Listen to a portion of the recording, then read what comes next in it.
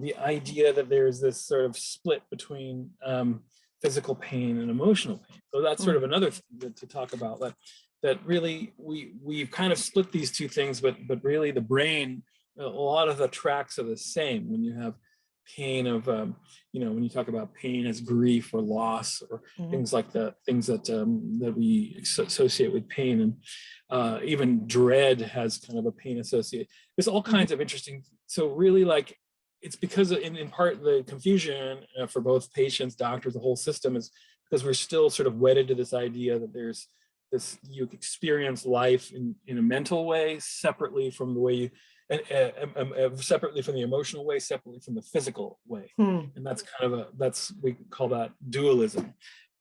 Got a lot of love, yeah, that's for sure. You got music and movies and friends and medicine. Yeah, is the show for me and you, the one you love to listen to. And ooh, you got your friends, see it through. See, 'cause laughter is medicine too. Said it's medicine too, babe.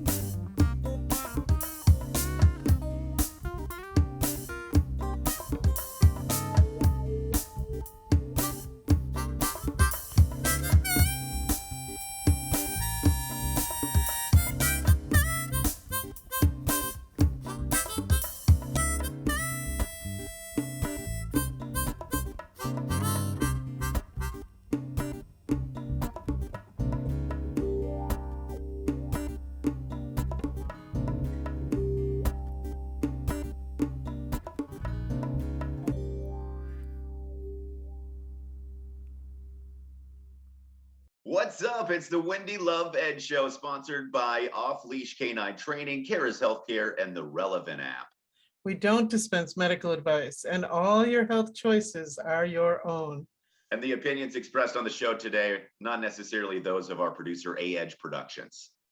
This is season 6, episode 8, Dealing with Pain. I'm Wendy Love Edge, and this is my co-host, Branden Lee. How are you doing today, Branden? I'm doing good. I'm doing awesome. Actually, we had a little bit of winter weather, so it's one of those stay inside and snuggle up kind of days. How you feeling over there? Feeling okay. The cold weather is not good for the pain that I have. I stopped saying my pain a long time ago because I feel like when we say my pain, my arthritis, like we're owning it. So it's a little wordplay maybe, but it kind of helps me to remember that it can go at any time. It's not mine. You're renting the pain. Yes. Exactly. The rent's high today, apparently. That's what it is. Yeah, right. That's a good way to put it, for sure. So we are talking about dealing with pain today. And of course, I looked up a few things to kind of find, what we can add to a list of things people could do to help their pain. And of course I had to go to WebMD because, when you have pain, you're like, am I dying? I need to check with WebMD. And then WebMD's like, yes, you're dying. That is what is happening. I think there's some pretty good advice in this. It's 10 habits to ease your pain. And we talk a lot about, habits and what things are help with most things. And some of those things are on the list again, of course. But one of the number one things that I saw was to quit smoking tobacco. I don't think people realize that the tobacco, the nicotine actually makes the pain worse over time, slows healing process, decreased circulation, so many things that tobacco does. Yeah, they tell you after a lot of surgeries to not smoke tobacco or use tobacco because your wounds won't heal. So that's scary that somebody can do that. And so, yeah, I think that's definitely a vital thing. And that's probably one thing that at WebMD is like right off the bat, because we know through all the studies what tobacco has done with a lot of people, the population, Yeah, for sure. And then it mentioned things like, distract yourself and make sure you have some downtime. And, maybe that sounds sort of simple. Well, I've got all this pain, but sometimes if you just rest a little bit more, and distract yourself with something that you enjoy, it does lessen, don't you think? Yeah, getting that distraction, and sometimes it might be a pace around the house, but yeah, getting a distraction's great. I've also noticed that doing some stretching and some yoga and just really focusing on stretching out and trying to not focus so much on the pain and more of the things that you're doing. Yeah, it seems like you can definitely get some relief that way. For sure. And what you mentioned, exercise, like we've talked about with so many other things, it just, those endorphins kick in from some exercise, and you will feel a little bit better. It doesn't mean that the pain's not real or that it's not there, but you're just sort of using your own body and how it works to improve things. And when you talk about pain, Wendy, there's all sorts of pain out there, all different colors and shapes and sizes of pain. And I've noticed, I don't know where you're at, but like the most painful thing that I think that I go through a constant pain is either mouth pain, like tooth pain, Sure. Yeah. which is probably a really bad one, or just like headaches, which I think a lot of people are suffering from, even if it's long COVID or you've had some problems with your health in the past. It seems like headaches just don't go away, and it's really tough to deal with that kind of debilitating pain, For sure. I would say, yeah, that mouth tooth pain, it can be really, really bad. Yeah, And, you can't do much. And of course, you can't eat and all the things that you kind of do on a regular basis. So, yeah, I've noticed that too. And it's really hard to get your mind off of that pain because it just doesn't go away, Right, right. And some of these things may work. Another thing on the list was relaxation techniques. Even if you have, let's say you have something done to your tooth and you expect you're going to have some pain, you can still try some of these things to kind of reduce it a little bit. Yeah, my mother is, she helps out moms and even does labor delivery sort of pre-classes to get you prepared. And with Lamaze, and that breathing, that Lamaze breathing is something. It's scientific that it actually can keep you decrease your pain levels with just breathing. And so that is that relaxation that maybe you need, breathing out slowly. And it always reminds me of Peter Griffin from Family Guy. He's on the, he bumps his knee and he just, he's always just breathing hard. So that there's some truth in that. I think having some, meditation and some breathing can help you for sure. Yeah, I think so. And then of course, avoiding alcohol, just like the nicotine, it's just, it doesn't, it definitely may seem like it'll reduce the pain, for a little bit, but it messes up your sleep and so many other things that it really is not a good thing to, if you've got pain going on, it's probably not the drug of choice. Right. I mean, your grandpa did this to like get over like a leg being broken, like you put a stick in his mouth and chew, like this is an old technique. You do not drink alcohol to get rid of pain. That is that is very, very passé. I don't think you need to do that to get rid of pain for sure. And that doesn't just go with physical pain too. I mean, as we talked about last week. Right, for sure. Well, coming up next, my interview with Dr. Sunil Argawal, and we're going to discuss pain, the definition of it, and some solutions for you.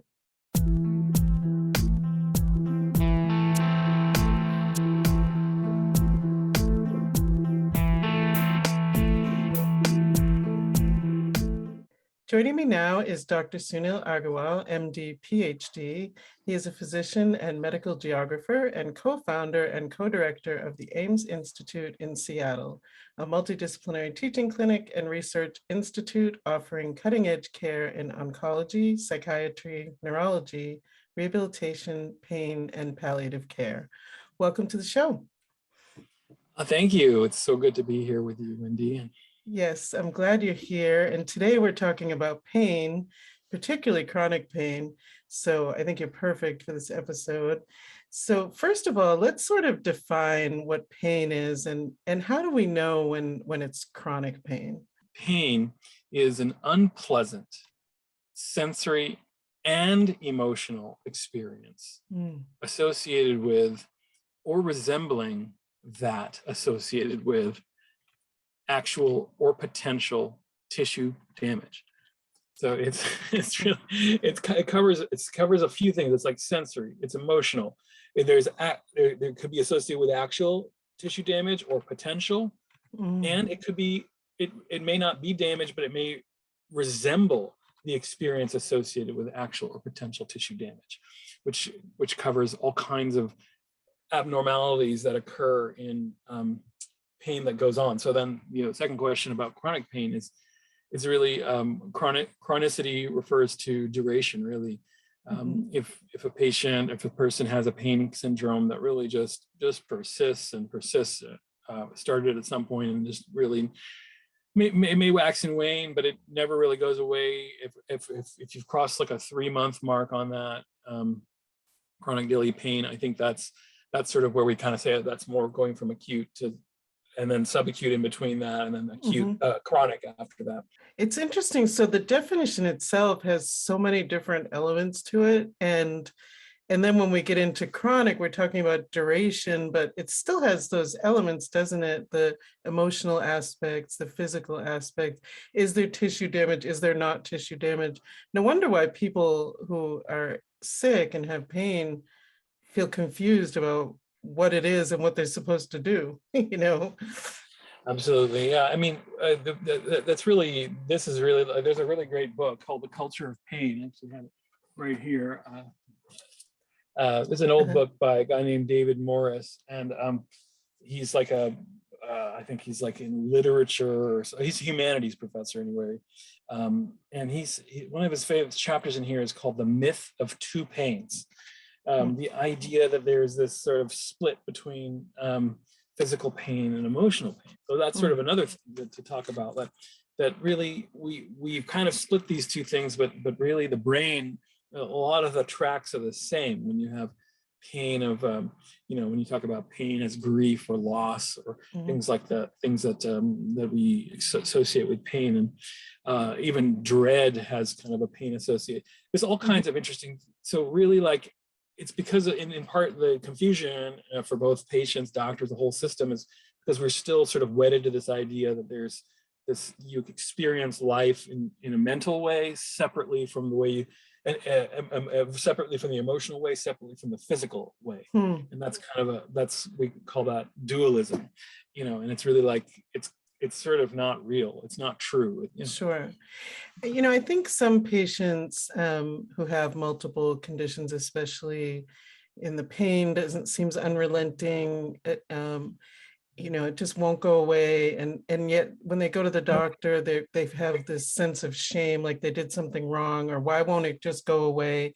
How can we help patients to understand that, the pain is real, but there are things we can do about it. What are your thoughts about all that? Yeah, right. I mean, I think a lot of that stigma is driven by the doctors themselves.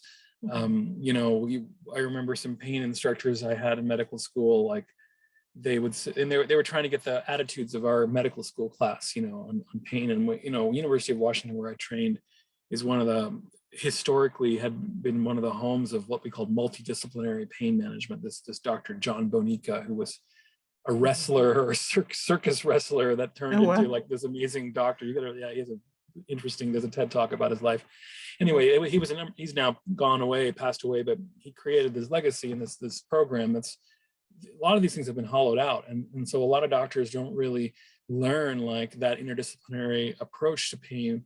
And for them, it's like, okay, all my patient wants are drugs, and I gotta like, and they're all drug seekers, and it's addiction, and all that sort of stigma gets mixed in with that same stigma. And especially worse with certain groups and across racial lines compared to like where the doctor, one race versus the patient, how likely there was a study that showed that African-American children with appendicitis got less pain medicines than non-African-American patients. Wow. in one study. And then there was other studies that have shown like concordance, discordance on racial groups. There's a lot of biases. What are some other ways that we can manage pain for patients? What are some other options for them? Plant medicines are really like historically the mainstay for pain, and the original plant medicine for pain was opium, poppy. I mean, it's sort of like has a long history in cross cultures as this sort of like tincture that you could drink as the milk of the opium poppy has. It has 10%, I think, like morphine and codeine and thebaine, and there's a few other alkaloids that are in the poppy that seem to bind to the receptors in the brain that are tied to what we think are pain processing. They're called opioid receptors. And so but there's many other receptors involved in pain, and there's many other plants besides opium, but it is sort of I should just, that's really that was the beginning, I think, of pain, and then pain care in the plant world. But there are also other plants too, and the one, of course, your listeners would be interested to know is cannabis or marijuana. Is the colloquial name. That's also has a long history in amelioration of pain. In cannabis, the resin secreted by the flowers has chemicals in it that bind to other receptors in your body called cannabinoid receptors. Those receptors seem to be involved in what we call the ascending and the descending pain pathways. So in the nervous system, there's all the circuits that connect like the tissue injury to the spinal cord and up to the brain. And so when you have a signal that kind of, you touch a hot plate and you feel, or you stub your toe, and then that signal sort of goes up, usually like one synapse, maybe even more, and then gets to the brain, and then there's a few in the circuit. So that's called ascending pain pathways. There are cannabinoid receptors involved in many of those junctions, and so they may help to mitigate, modulate, and there's other receptors too. But that's sort of one of the mechanisms. And then the descending pain pathways are the ones where you're kind of like your brain telling the rest of the body, like, okay, I can kind of release my own chemicals to kind of cool this pain down, the kind of the stuff we were talking about before. It's sort of like, and people might like, really, we can do that? Well, here's a very simple example of that. This is called stress-induced analgesia. So you imagine you walking and you stubbed your toe on some rock. It's really, how that goes. Sometimes you can just bang it on the corner of a table or whatever. Now you have a stubbed toe. And it hurts, but then you find yourself in the forest, and now you have a saber-toothed tiger like chasing you, and you have to run for your life. And so while you're running, you actually no longer experience the pain of the toe. It's just sort of the body, the descending pain system kicked in and said, all right, we're not gonna. And that system is mediated by endocannabinoids. There's research that shows that in animal studies, and so that's one mechanism by which cannabis can help with pain. And other ways are inflammation. Other ways are through psychological dimensions, affective, emotional dimensions. So it has several different ways that it can help. Yeah, it can also make pain. It can also make pain worse in some cases too. I should mention that too. Just there's been some studies on that too. If you like, there's kind of a Goldilocks phenomenon, like a little bit too much can kind of make the pain worse if you overdose or use too much. And so there's researchers in San Diego would put chili paste, capsaicin cream on somebody's arm, and then put an electrical shock on their arm, and to kind of induce a burn pain, uncomfortable. It's called experimentally induced pain.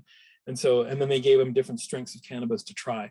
And it was like some was good, the middle was like better, and the third one was like, okay, actually that made it a little bit worse in some of the patients, increasing THC percentages. So that's very interesting. Some patients have told me that when they use the medicine, their pain that they have becomes magnified.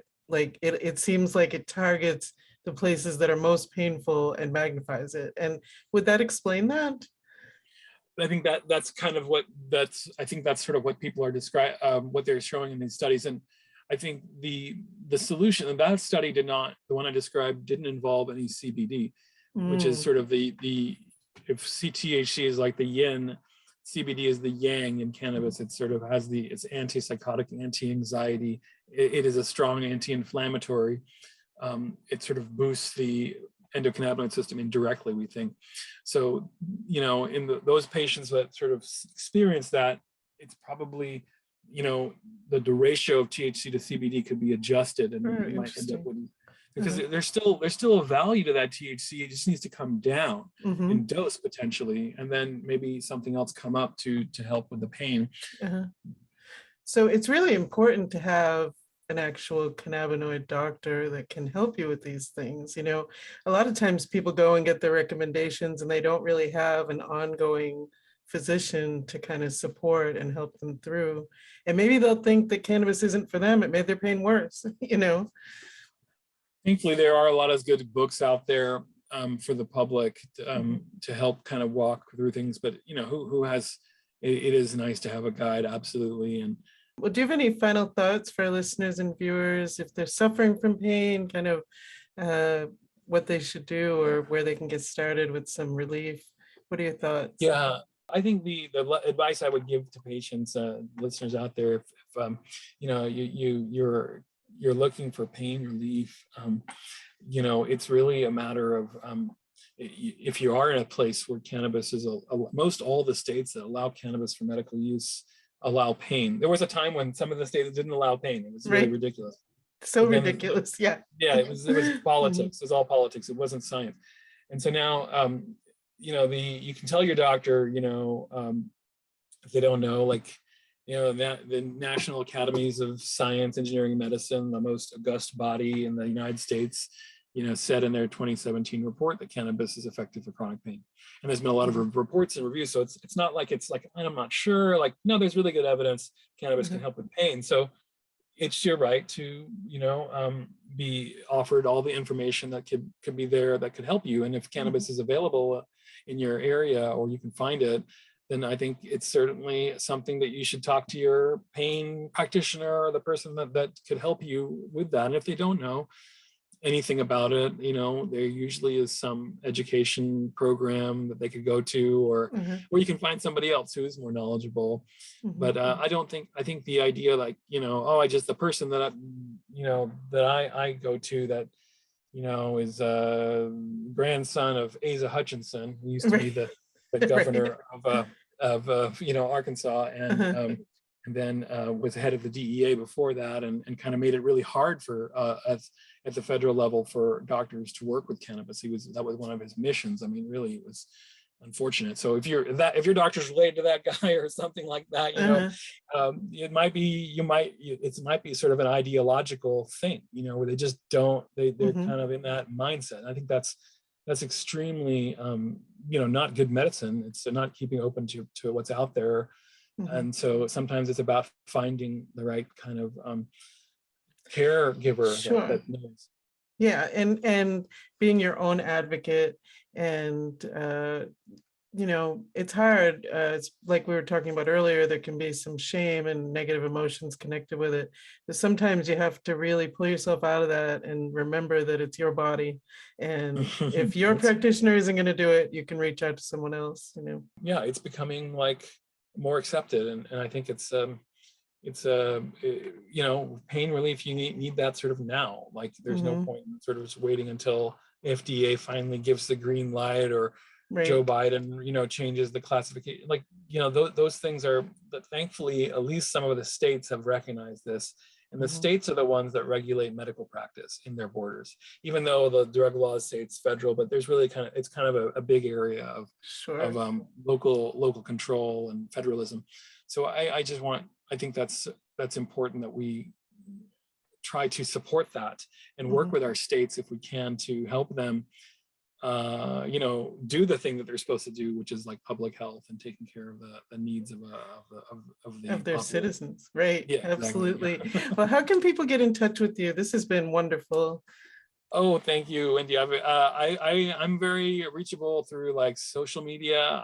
I have a Twitter account, Human Sunil. I have a Facebook, a doctor page. I think it's like Sunil Argawal, MD, PhD, or something like that. I like to use social media. I mean, we have my clinic has a website, aimsinstitute.net, the one you mentioned earlier. So that's also a way to look into, to get in touch with us. We mostly practice in Washington, and one of our providers also has licenses in California. Mhm. But we can do education around the country and internationally. So that's Excellent. something that could be of help. I love it that you're approachable and available. Thank you so much for joining me. Miss Teddy here with your Food is Medicine Minute. This show, we are talking about pain. And inflammation is one of the biggest causes of pain. So these foods have anti-inflammatory properties to them. So if you can incorporate them into your daily diet, it might help you alleviate some of the pain. And this is broccoli, olive oil, blueberries, fish, nuts, tart cherries, kelp, fermented foods, papaya, and green tea.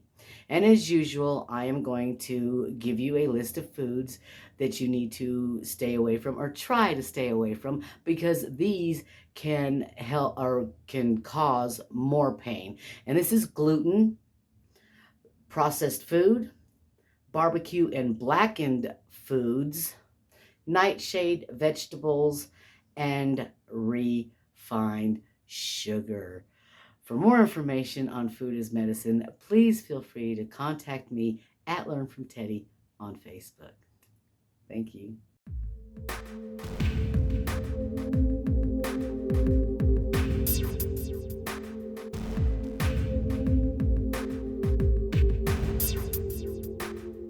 Well, that was some great information from the doctor, and also, of course, from Miss Teddy. She's always giving us some great stuff to learn about food. Yes, and she's our mascot for the show. I think she's she's so awesome. Follow her on TikTok. You will not be disappointed, I promise. Yes, for sure. So this week we're not talking about what we're watching, but instead we're talking about pets. And Yeah, we're talking about who I'm watching. I actually have to dog sit, Wendy. I do not have any pets. And don't, before you judge, I definitely grew up with a lot of pets when I was a kid, and it was a big house full of a lot of people and a lot of pets. And I don't know, when I got a little bit older, I thought, I just don't know if a pet can even, I'm always moving and shaking and running around. I feel like I wouldn't give a pet a very good life, just being locked up. Right, that's really important to know that, and not bring a pet into a situation where you really can't give it the kind of attention it will need. Yes, I think it can be really selfish of us to need something like that and not be able to take care of the pet. Right. So I have a Roomba, and Niles is a great Roomba. He gets in trouble all the time. But I am preparing to dog sit for a friend that's coming into town, and the dog is coming in first. So I've got to dog sit for a few days. And before I know dogs, and this dog is a nice dog. It's like a chocolate lab that's been trained. Oh, sweet. So yeah, so it's not going to be too difficult, but I'm still looking forward to it. It's like I have so many dog friends and cat friends. So don't judge just because I don't have a pet in my life. I really do love the dogs and cats for sure. Yeah, no, I think, like we said, it's just you have to know it's a big responsibility. I know a lot of people who have chronic pain look toward pets for companionship, and also it can help with just kind of having a reason to get out of bed. You have to take care of this other being. Yeah. And make sure that it gets outside and gets fed. And they can offer exercise too, because yes, it can be your move. exercise partner. It can be your something that console you. They feel your pain sometimes. I've been there with pets. You guys can you can really get on a level with your pet. And sometimes, as we know, a lot of people like their pets more than they like people. So, yes. And so we have 2 dogs in our house. One that's getting older, Sally. He's 12, and he's very small. And then we brought Mary Jane into the house during the pandemic.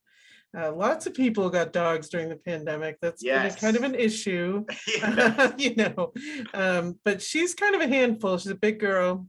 And so I was having a lot of trouble. I have some pain issues, and she pulled me over a couple of times, And we were questioning, are we going to be able to keep this dog that we love so much, So I connected with off-leash canine training and learned about e-collars. So I don't know, do you know anything about e-collars? I think I put one on in college one time, like as a dare, and it's shocking is what it is. Like I think we all did around the party, but it's one of those, it's like a tense unit, like something that just tenses up your muscles. It's not like a big pop, like say what we did when we grabbed an electric fence. It wasn't quite the same as that. Right. It's sort of like a reminder for them. It's not discomfort or pain associated with it. It's just like a reminder to so that they'll follow the instruction that you're giving them and kind of keep them. Right. And I also heard that you're using it less and less until, a point where hopefully you don't have to use it at all. So it is definitely a learning tool for the animal. I will say one session and some training from the trainer with the e-collar, I really have already seen a huge positive change in Mary Jane.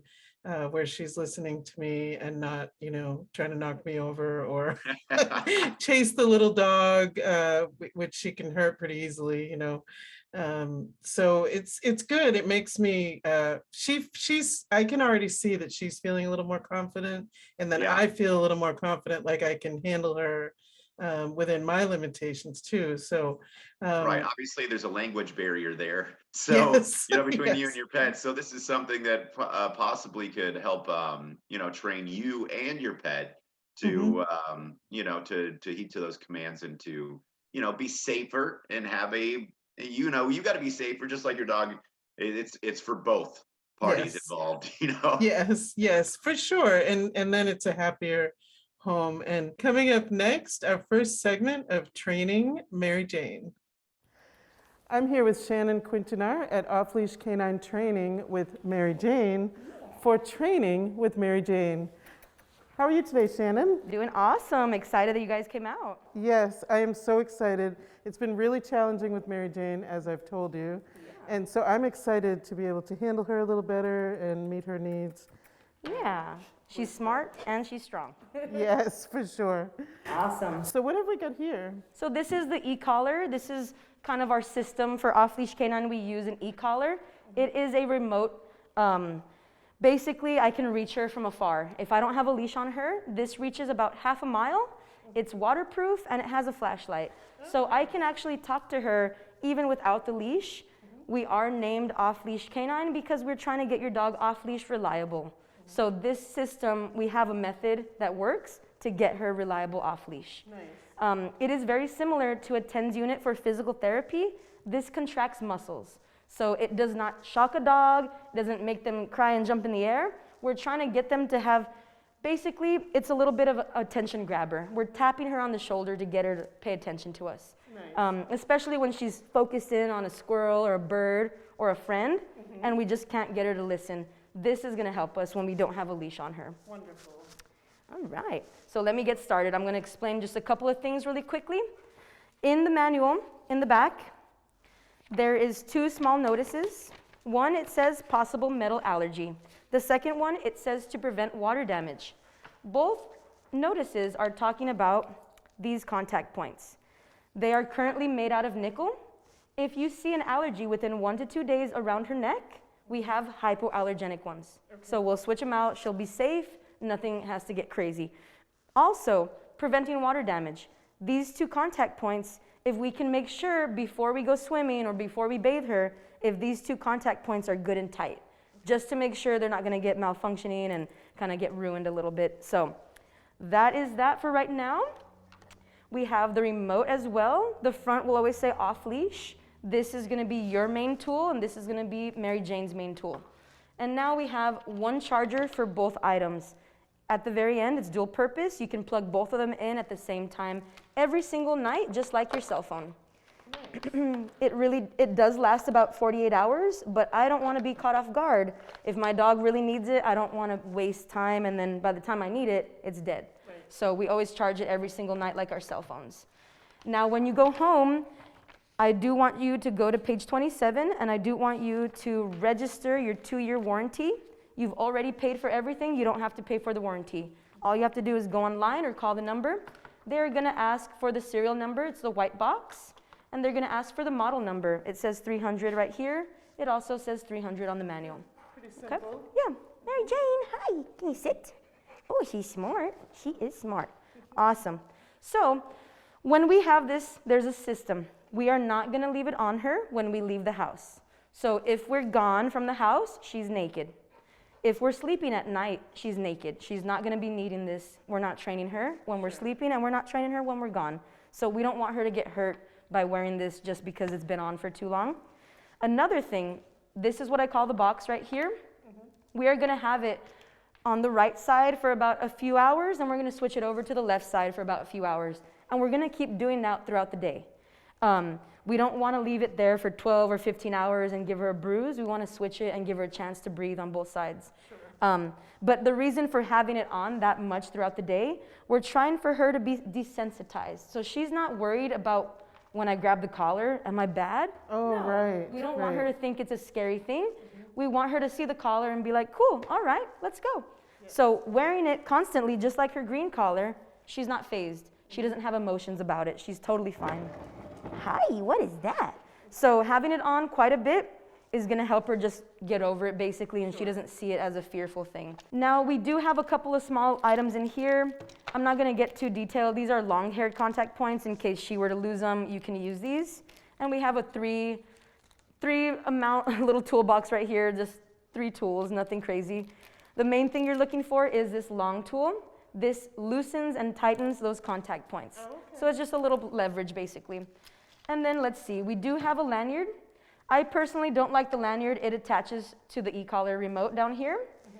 I personally would recommend getting a carabiner type of thing. Oh, okay. Right. This, so that way you can keep it on you, you can have it with you, you're not fumbling to go to the other room and grab it, it's with you already. So when we wear the collar, like I was saying, it is going to be about 3 to 4 hours on each side, but we also want to make sure that it's a good and tight fit. We don't want it loose spinning around her neck. Okay. Number one, if it's loose, you're going to be frustrated because you're pressing the button and she doesn't listen. Mm-hmm. So you're frustrated, number one.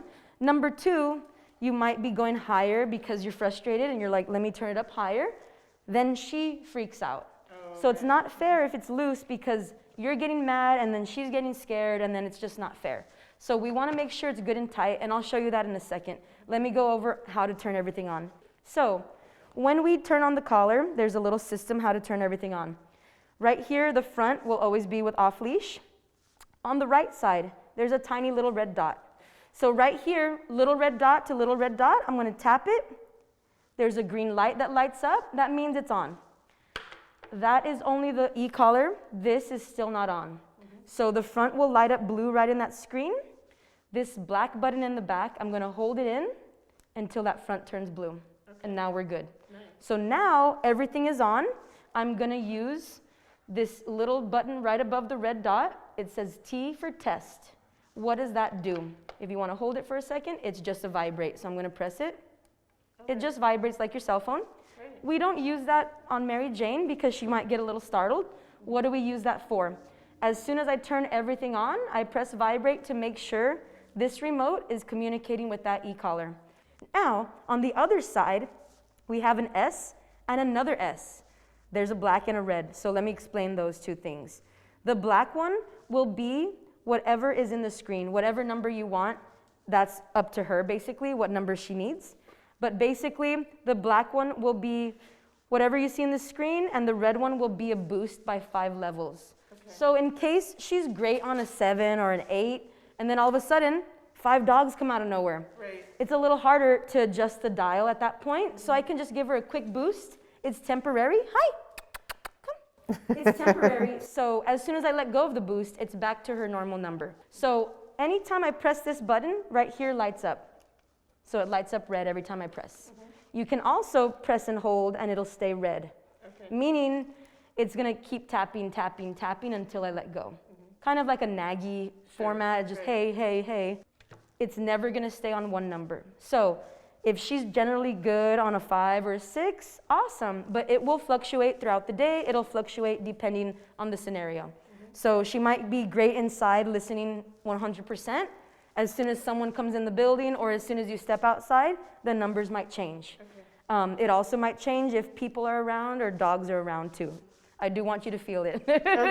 It's not scary, it's totally fine. I've had a 5-year-old feel it.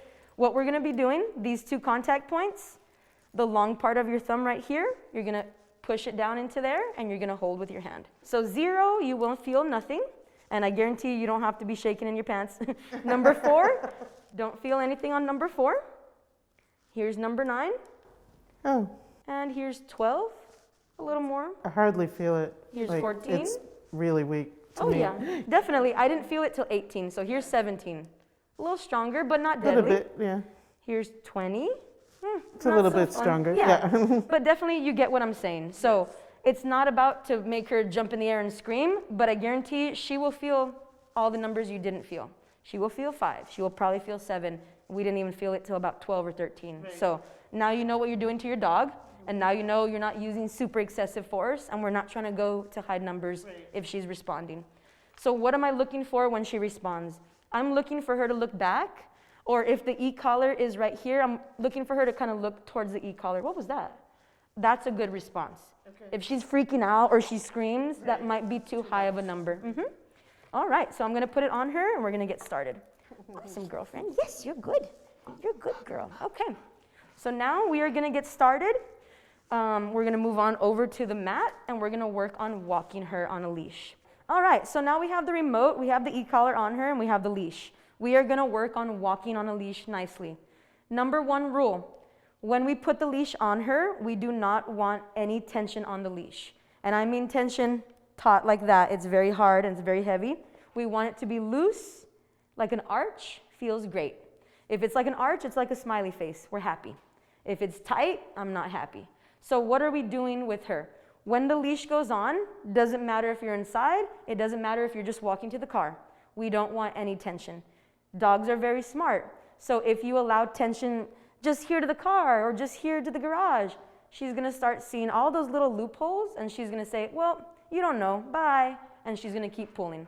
So we wanna start as soon as the leash goes on, no pulling. Even if I'm just standing here talking to my friend, she doesn't need a pull. So what are we gonna do first? I'm gonna click every time she reaches the end and there's tension. So as soon as she reaches the end, I'm clicking, you'll hear a beep. She's doing pretty good right now, so I'm just gonna give it right there. Good girl. Good, and that's a 4, so I'm gonna lower it back down. She got a little startled. So we're walking around, we're hanging out. Good girl. Good job. Yeah, shake it off. That's a good girl. If you notice, I haven't said come, don't do that, stop pulling. I haven't said anything. We're just tapping with the remote lightly. She's coming back in and she's feeling this is a safe zone. If I go further, it's not so safe out there. So we're teaching her how to stay close so I can walk her with basically 2 fingers eventually. Maybe no leash eventually. So this is what we're working on. Just walking, and I can kind of intrigue her. If I throw out some treats, she might go for the treats. Oh, good girl, she didn't go for the treats. She's walking with me. Couple corrections, she's already staying really close by. Good job. Oh, that's a good girl. I haven't had to tell her anymore. Basically, she's already understanding what to do. Since we're already at that level, she's staying close to me. Good. Now we can work on the word sit. Can you sit? I always give her a free chance just to see if she knows it and does it without me correcting her. But if the second time I have to ask her again, I will be using the remote. Third time, I'm gonna go higher on the numbers. Fourth time, we shouldn't be getting to there, but if there is a 4th time, we're gonna go a little bit higher on the numbers. So basically, she's in a sit. We want to start releasing her with a release word. We're gonna say, break. Good girl. Since break is something very happy, she's finished working, I want you to make it very celebratory, very happy, very light. Everything else is very neutral. Good sit, good come, that's fine. But when we say break, yeah, good job. Oh, that's a good girl. Kind of like that, okay? So we're gonna be walking around, same thing. I tap, she comes in, good girl. Tap. Right there, there's tension. Now she smells some treats. Good. Good job. Sit. Good. Sit. All right. Well, this has been Training with Mary Jane. We're Off-Leash Canine Training of Arkansas. It was nice meeting you all. Till next week. Break. Yay. Good job. I'm Dr. Brian Nickel, your cannabis expert for CannabisExpertMD.com. I've got another music and cannabis pairing for the Wendy Love Edge Show. Wendy's musical guest and spouse this week is Angela Edge. Angela is a multi-talented artist. She started playing bass guitar at the age of 14, adding to her 2 years of experience playing the trumpet. She continued her musical studies and earned a scholarship to the University of Arkansas at Fayetteville, where she did study music education. While in Fayetteville, she did develop a lot of relationships with some of the local musicians and toured internationally with the Jory Costello Band. In addition to music, Angela explores other mediums too. She draws, paints, and participates in electronic media presentations. She also produces the Wendy Love Edge Show. No easy task, I know from personal experience for sure. I listened to her song Jacket. Now, this is a single that is not on her Braiding Paper album. Now, it's a simple, clean, very well-recorded piece with Angela playing her six-string electric and singing soulful vocals. It's really about knowing you've found your real true love. For this, I was selecting based on the cannabinoid and terpene profiles available to me. I was looking for a strain that might kind of give you that initial excitement and then contentment that you do experience when you do find your true love. I selected Natural State Medicinal's Blackjack. Now, this is a potent strain at 23% THC, a little bit of trace CBD in there. It is potent in the terpene department at 1.7% total terpenes, beta-caryophyllene dominant at 0.51%. Terpinoline's up next at 0.37, myrcene's up at 0.32%, about tied with the terpinolene. Humulene comes up next at 0.16%. Pinene's present at 0.12%, limonene about 0.1%. There's a little bit of linalool that's high enough to count at 0.7%. Now, a Blackjack, this should really give you the initial cerebral sativa-like effects as the myrcene speeds the THC effects in the brain. The pinene and limonene come on to give you a little bit of energy and focus, as well as taking care of any anxiety you might feel. Beta-caryophyllene, that should chase any depression symptoms you may be having away. The myrcene and terpinolene will give you that nice chill state. I'm expecting this strain to reproduce kind of the initial excitement that you feel when you realize you found the true one, and then settle you down in that contented space you might feel when you know you've given your jacket to the right person. For more information on all things medical cannabis, check us out at CannabisExpertMD.com. We're also available on YouTube, Instagram, Facebook, and Twitter under Cannabis Expert MD. And now I present to you Angela Edge with Jacket.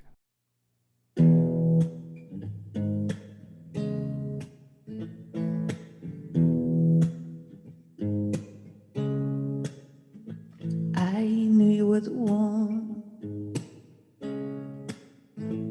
I knew you were the one. Was a cold winter's night when I knew you were the one.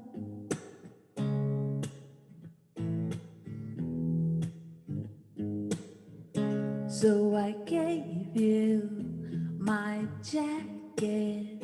Yes, I gave you my jacket.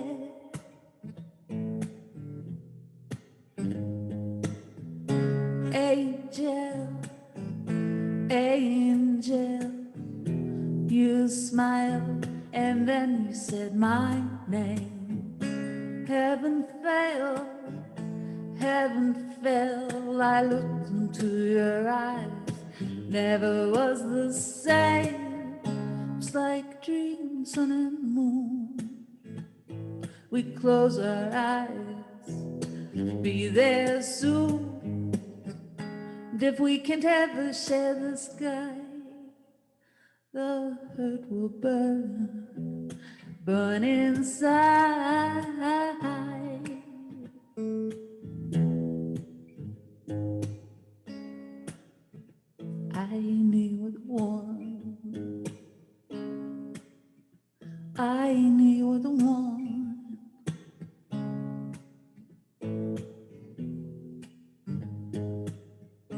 So I gave you my jacket.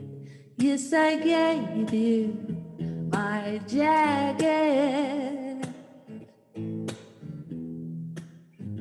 Jacket. Will I ever learn? Will I ever see? Angel, angel.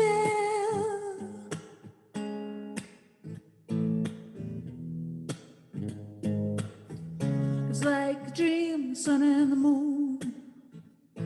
We close our eyes, be there soon.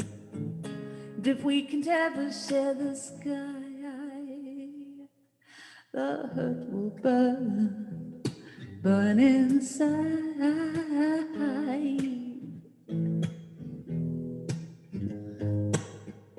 So I gave you my jacket. Yes, I gave you my jacket.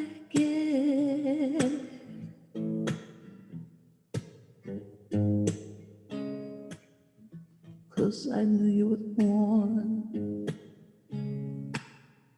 Yes, I knew you were the one.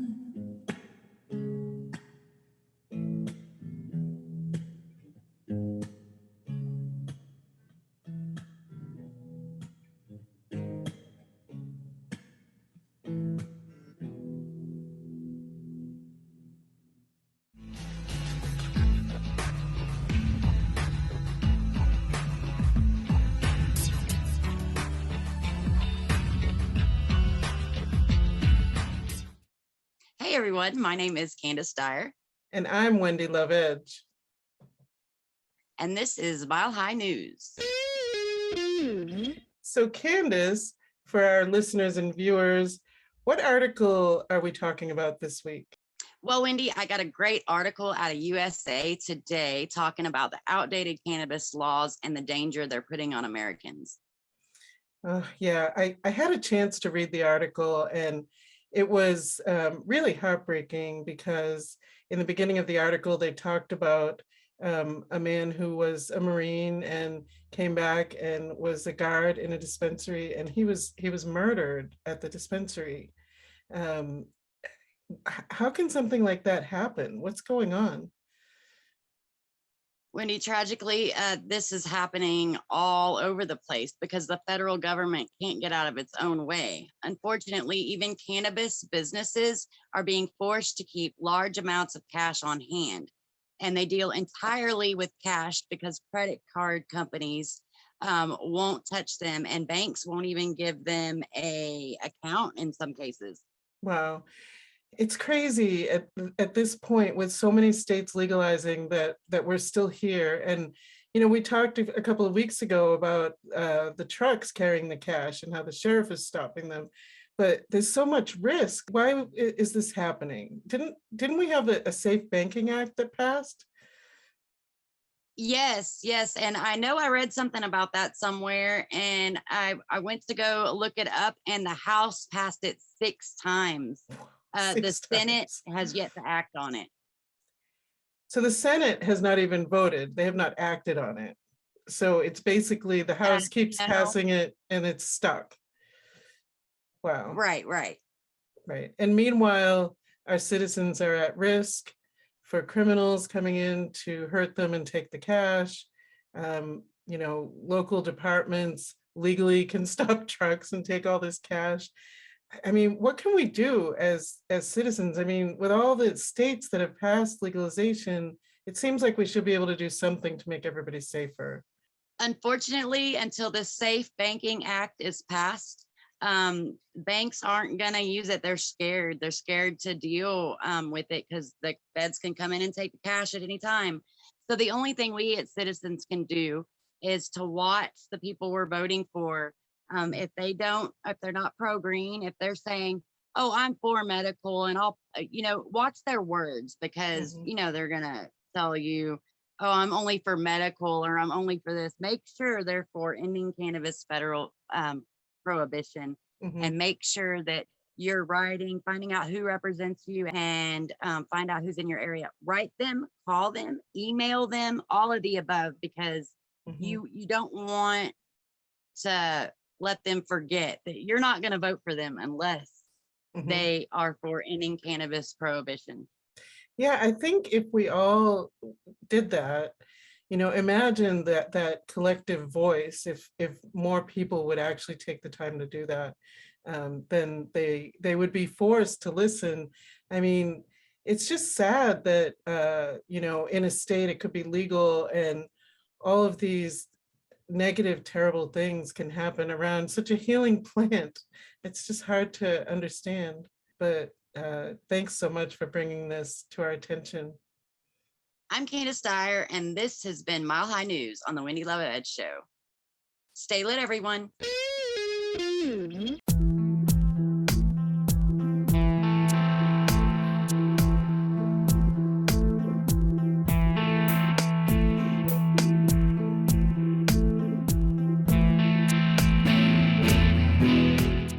Well, what a great show it's been. Do you have any final thoughts about pain and how we can deal with it? Yeah, first off, know that everyone has pain. Like, life is pain.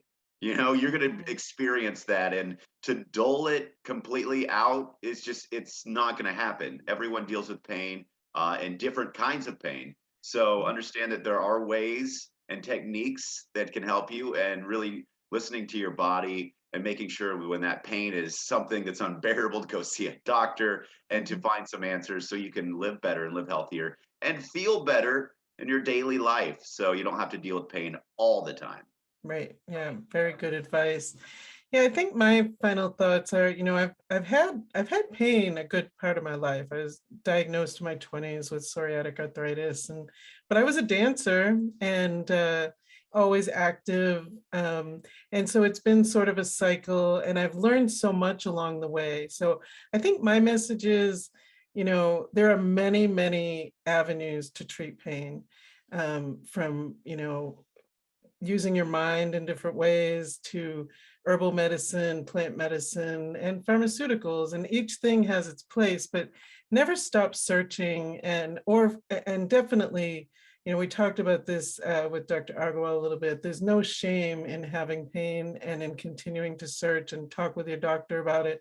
Find alternative health professionals that can help you. There's so many answers out there. So I say, never give up. We can find some way that works for us. We're all individuals, and what works for Branden might not work for me, and vice versa. But keep looking. Yeah, absolutely. That's the ultimate goal. You want to feel good so you can do good. And dealing with pain, constant pain, all that stuff is just, it's awful. So we all understand that that's the way that we can get better, is to take these steps. I think it's a great idea, Wendy. Never stop that search. Yeah, for sure. Well, have a great week, everyone. Bye. The Wendy Love Edge Show is sponsored in part by Cannabis Healthcare, the Relevant app, Lit Premium Smoking Supplies, 131 Inclusion Gallery, Irie Bliss Wellness, The Balm Cannabis Body Care, Lindsay Camp with Synergy One Lending, Off Leash Canine Training, and Green Harvest Health, inviting you to reclaim your wellness.